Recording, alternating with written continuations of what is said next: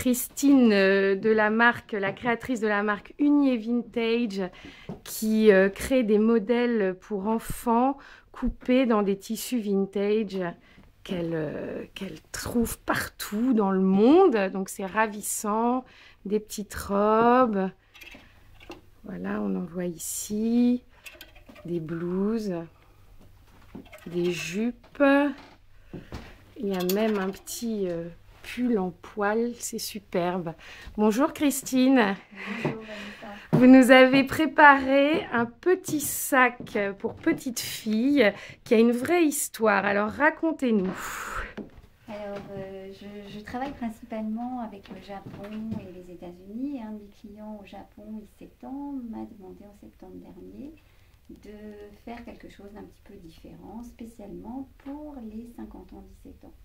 Donc, j'aurais proposé de faire un sac parce que je trouvais qu'il y avait... ça pouvait se faire facilement entre toutes ces associations de tissus que je chine de gauche et de droite. Et j'ai fait donc ce sac. Alors, on va le qui regarder de près. est dans un velours des années 70 à l'extérieur, et à l'intérieur, la doublure, c'est acétate. Alors là, on est plutôt sur les années 80, des doublures acétates ou même des robes en polyester. Donc l'idée, c'est de jouer avec les tissus, le contraste, aussi bien Voilà. des imprimés que des origines finalement. Tout à fait, tout à fait. Alors donc ça a été le premier sac qui a été fait avec une bandoulière. Comme ça, les petites filles peuvent le mettre en bandoulière. Et puis, comme ça se passe toujours dans une journée, qui porte le sac à la fin de la Ça, c'est journée? les mamans. La maman. Et la maman, elle peut porter le sac sous l'épaule et elle n'est pas ridicule. Alors là, vous nous avez préparé le patron. Dites-nous un petit peu comment ça se passe. Alors, il y a deux parties. La partie intérieure avec l'enforme qui est en dessous ici et qui s'attache avec qui va s'assembler. Donc ça, c'est avec la assez doublure. simple. Ça, c'est simple. Voilà. Je vais noter les dimensions par écrit. Les anses. Alors, pour faire les anses, il faut couper des rectangles de 6 cm par 61 D'accord. cm. Très précis. Très Et précis. une fois que ces anses sont assemblées et retournées, il faut les glacer, enfin les piquer là où vous avez les petits crans. D'accord.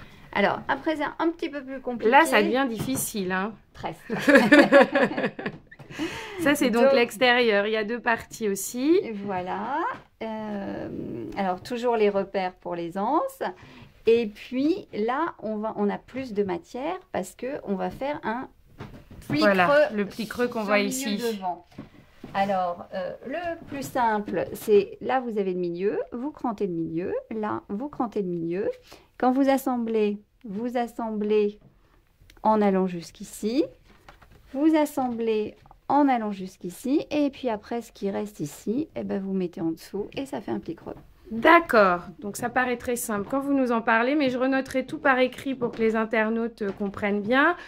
Je filme la version cuir qui est ravissante avec une petite poignée différente, mais c'est un peu plus compliqué. Et aussi la version dans le trench en photo, parce que c'était un peu la version initiale, d'après ce que vous m'avez dit. Non, c'est Non. la deuxième version. Alors ça, c'est assez drôle de le tailler dans le trench Burberry, parce qu'en plus, Vous savez, les premiers c'est plissages coordonné. ont eu beaucoup de succès au Japon, puisque bon, ils m'en ont commandé une dizaine et ça a été vendu en 2 jours.